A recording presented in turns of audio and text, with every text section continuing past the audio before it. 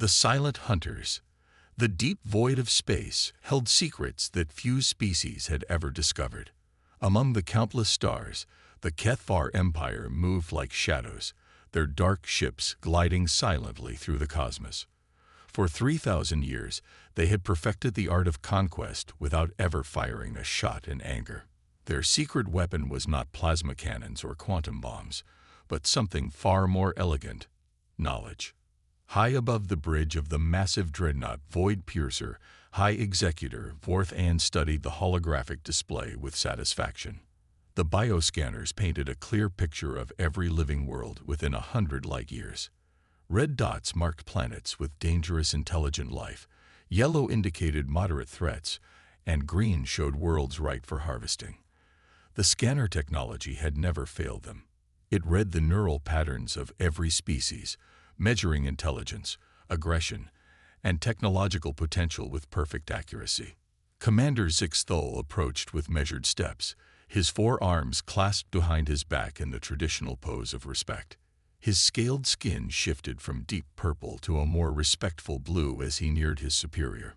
High Executor, the forward scouts have returned from the Outer Rim systems. They report an unusual discovery. Vorth An's compound eyes focused on his subordinate. The High Executor stood nearly 8 feet tall, his elongated skull marked with the ritual scars of countless victories. Speak. A small vessel from an uncharted system. The species appears primitive, but they have somehow achieved basic space travel. Our bioscanners are having difficulty getting clear readings due to some form of natural neural shielding, but initial scans suggest very low intelligence, almost animal-like patterns. The High Executor's mandibles clicked in what passed for amusement among his kind. Another species that stumbled upon abandoned technology, no doubt. Bring them aboard. Dr. Kellanera will want to study how such simple minds learn to operate starships. Meanwhile, light years away from the HFY fleet, Captain Elena Vasquez stood on the bridge of the exploration vessel Aurora's Dream. The ship was small by military standards, designed for long-range scientific missions rather than combat. Elena had been exploring the unknown regions of space for 15 years, and she had learned to trust her instincts. Right now, those instincts were screaming danger. "Marcus, what's the status on those energy readings?" She called to her chief engineer. Marcus Chen looked up from his console, his dark eyes troubled. The young man had a gift for understanding alien technology, but what he was seeing now made no sense. "Captain, I'm reading massive energy signatures approaching our position. Whatever's out there, it's big, really big, and it's moving in a pattern that suggests intelligent control." Marcus's fingers danced over his instruments, trying to get a clearer picture. "The weird thing is, our sensors keep getting interference, like something is actively scanning us." Sarah Kim, the ship's pilot and navigator, turned from her station with worry etched across her features. "Captain, I'm getting gravitational anomalies all around us. If these are ships, they're using some kind of cloaking technology I've never seen before." Dr. James Wright, the ship's medical officer and xenobiologist, looked up from his research terminal. "Elena, if we're dealing with an unknown alien species, we should be careful. My analysis of the energy patterns suggests a highly advanced civilization. They might not be friendly." Elena nodded grimly. She had hoped their first contact with alien life would be peaceful, but she had prepared for other possibilities. "All stations, prepare for." The bridge lights flickered and died. Emergency power kicked in a moment later, bathing everything in red light. Through the main view screen, massive shapes began to materialize around them. Ships that dwarfed the Aurora's Dream hung in space like sleeping giants, their hulls covered in organic-looking curves and strange, pulsing lights. "My God," Sarah whispered. "There must be dozens of them." A voice filled the bridge, speaking in perfect English, despite its alien cadence. "Primitive vessel, you will power down your engines and prepare to be boarded. Any resistance will result in your immediate destruction." Elena felt her heart racing, but she forced herself to remain calm. "How do they know our language?" Marcus was already working at his console. "Captain, they've been scanning us intensively. If their technology is advanced enough, they might have learned our language from our computer systems, or even our brain patterns." The alien voice spoke again, colder this time. "You have 10 of your time units to comply." Elena looked around at her crew. They were scientists and explorers, not warriors. The Aurora's dream had no weapons beyond basic defensive systems. Against this alien fleet, they would last seconds in a fight. "Stand down all systems," she ordered quietly. "Do exactly as they say." The boarding process was unlike anything the humans had ever experienced. The alien ship extended what looked like a living tube that sealed around their airlock. When the doors opened, creatures from nightmares stepped through. The Kethvar soldiers were tall and imposing, their scaled bodies covered in armor that seemed to shift and adapt to their movements. They carried weapons that hummed with barely contained energy. Commander Zixthol entered with a group of scientists, his multiple eyes studying the humans with the detached interest of a researcher examining insects. He activated a device that projected a holographic display of bioscanner readings. The results made him pause in confusion. "Fascinating," he murmured to Dr. Kellanera, who had accompanied the boarding party. "The scanner readings are almost contradictory. Their neural patterns show extremely low intelligence, barely above animal consciousness, yet they have somehow mastered space travel." Dr. Kellanera, a smaller Kethvar with skin that shimmered between silver and gold, studied her own readings with scientific curiosity. "Commander, I believe we may have discovered a species that has evolved a unique form of instinctive behavior, like certain creatures on our homeworld that build complex structures through pure instinct rather than intelligence." Elena listened to the alien conversation, her mind racing. She couldn't understand their language, but their dismissive tone was clear enough. More importantly, she noticed something that chilled her blood. These creatures were studying them like specimens, not treating them as equals or even potential threats. "Captain," Marcus whispered almost inaudibly, "I think their scanners are malfunctioning. They seem to think we're not intelligent." Elena caught his meaning immediately. If the aliens believed humans were primitive animals, that could be either very bad or very good, depending on how they played it. She made a decision that would change everything. "Everyone stay calm," she whispered to her crew. "Act confused. Don't show them how smart you really are." Dr. Wright understood first. As a medical professional, he knew that sometimes playing weak was the best survival strategy. He let his shoulders slump and avoided direct eye contact with the aliens, mimicking the behavior of a frightened animal.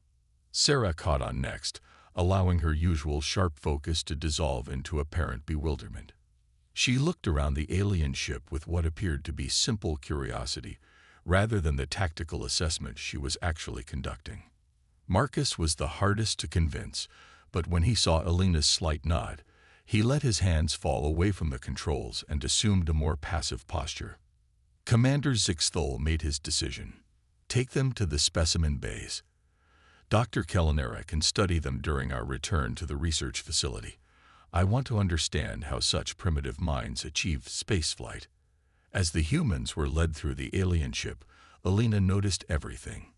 The layout of the corridors, the number of crew members, the locations of what appeared to be weapons and critical systems. She was no longer Captain Elena Vasquez of the human exploration vessel.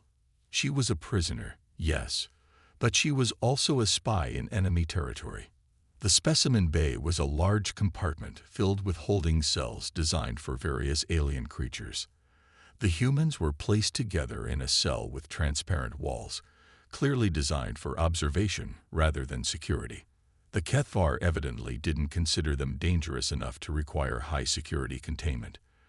When they were alone, Elena whispered to her crew, "They think we're animals. Their scanners are telling them we're not intelligent. I don't know why, but we're going to use that to our advantage." Marcus nodded slowly. "If they think we're too stupid to be a threat, they won't be careful around us. We can learn about their technology, their weaknesses." "But Captain," Sarah said quietly, What if we're wrong? What if they're just playing with us? Dr. Wright shook his head. No, I watched their body language and behavior patterns. They genuinely believe we're primitive. The question is, what are we going to do about it? Elena looked out through the transparent wall of their cell at the alien guards, who barely glanced in their direction. For the first time since their capture, she allowed herself to smile. We're going to show them that sometimes the most dangerous predators are the ones you never see coming. The Aurora's dream sat empty and drifting in space, its crew gone and its secrets apparently open to alien investigation. But Elena Vasquez had taught her people well. The ship's computers were locked down with security protocols that would take weeks to break, and hidden within the ship's memory banks was something the Cathar would never expect: the location of Earth and a full database of human technological capabilities. The Cathar believed they had captured 4 primitive animals who had somehow learned to push buttons and make lights blink. They had no idea they now held 4 of humanity's finest: a seasoned exploration captain, a technological genius, a tactical expert, and a doctor who understood alien physiology better than most xenobiologists. As the alien fleet began its journey back to Cathar space, none of the crew suspected that they were carrying the seeds of their own empire's downfall. The bioscanners continued to show harmless animal-level intelligence from the human prisoners. The machines had never been wrong before. But machines, no matter how advanced, could only measure what they were designed to detect, and humanity had spent millions of years learning to hide its true nature until the moment came to strike. The deception begins. The journey to the Cathar research facility took 12 standard days, and every moment was a lesson in alien psychology for the human prisoners. Elena and her crew had quickly established a silent communication system using subtle gestures and expressions that their captors couldn't interpret. To the Cathar, these appeared to be random animal behaviors, meaningless movements of creatures trying to adapt to captivity. Dr. Kelnera visited the specimen bay daily, accompanied by various assistants and recording devices. The Cathar scientist was genuinely fascinated by what she believed to be an evolutionary anomaly: creatures with brain structures complex enough to support basic tool use, but with neural activity that registered as barely sentient.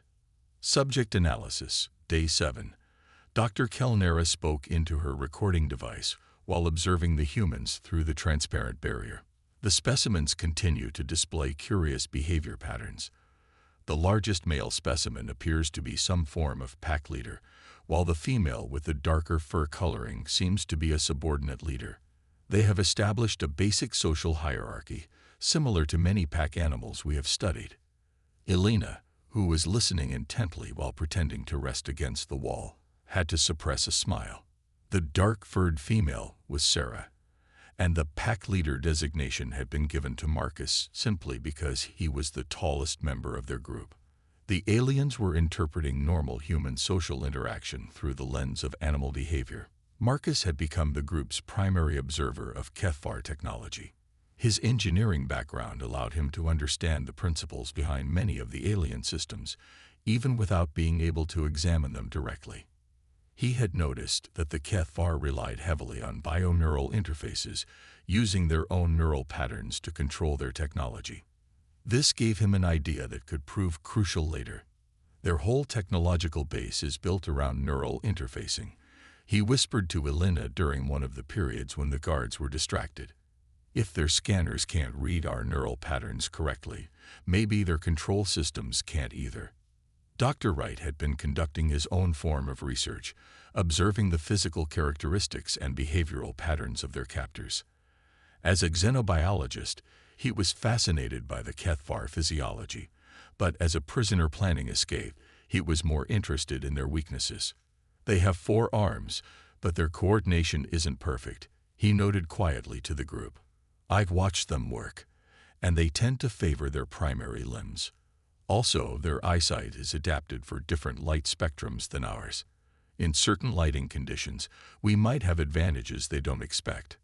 Sarah had been mapping the ship's layout during their daily transport to and from testing sessions. Her pilot training had taught her to memorize spatial relationships quickly, and she was building a mental blueprint of the entire vessel. She had also noticed something important about the Cathvar security protocols. "They're overconfident," she whispered during one quiet moment. "Their security systems are designed to contain intelligent species that might try to escape. Since they think we're animals, they're not using their full security measures. The locks on our cell aren't even military grade." The testing sessions themselves provided the humans with their greatest opportunities to gather intelligence while maintaining their deception. Dr. Kellanera had designed a series of experiments to understand how such primitive minds could operate complex machinery. The first test involved a simplified version of the Aurora's Dreams control interface. The Cathvar had recreated basic ship controls and wanted to see if the humans could operate them through instinct or memory. Alina went first, approaching the controls with apparent hesitation and confusion. She pressed buttons randomly at first, then seemed to stumble upon the correct sequence by accident. In reality, she was memorizing every detail of the Cathvar control systems while appearing to succeed through luck rather than skill. "Remarkable," Dr. Kellanera observed to her assistants. "The creature seems to have developed a form of muscle memory from operating their primitive vessel.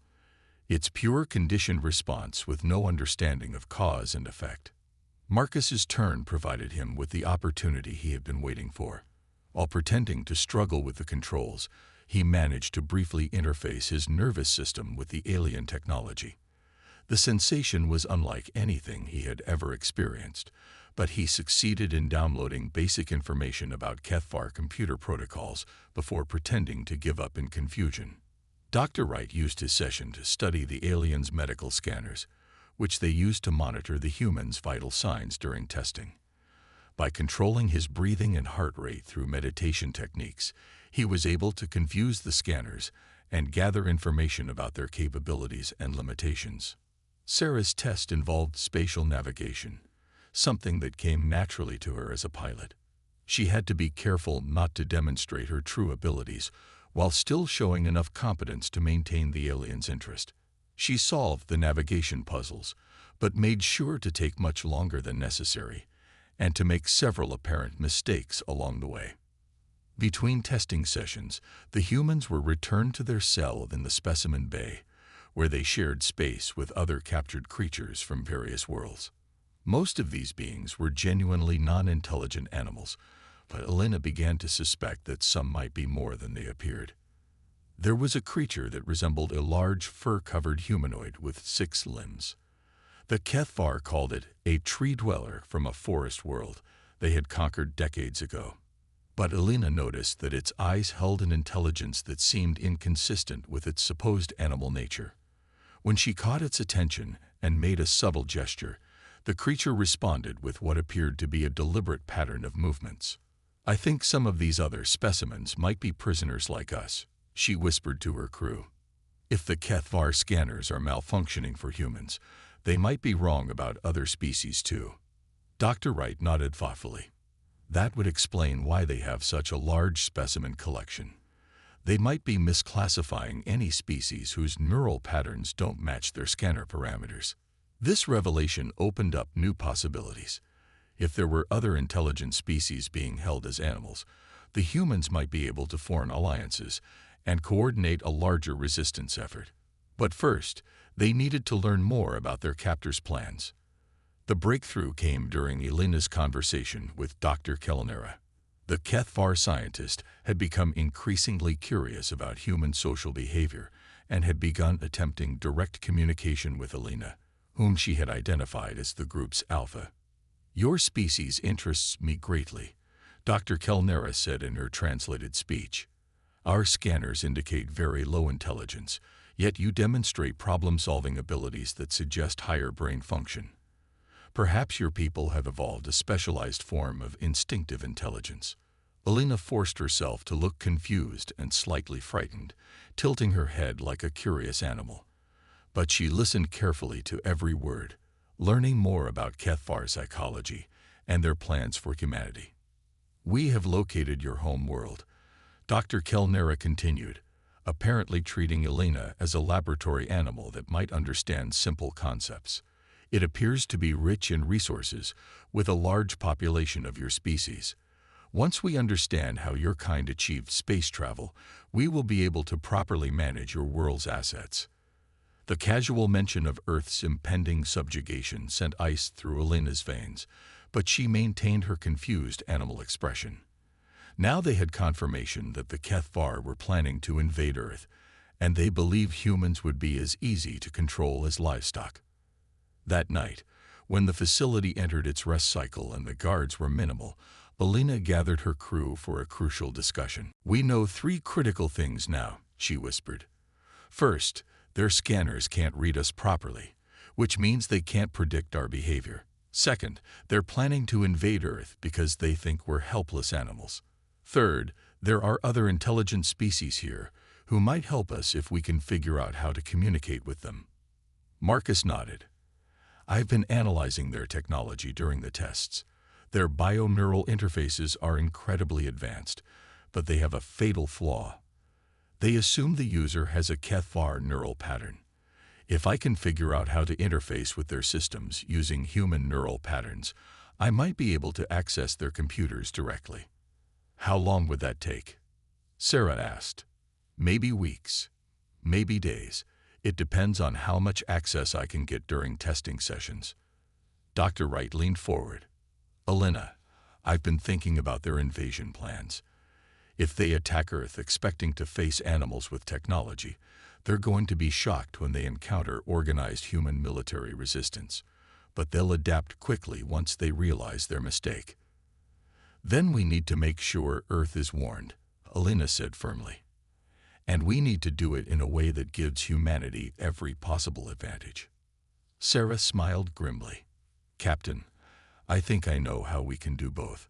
These aliens are about to learn that the most dangerous predator is the one that lets you think you're the hunter."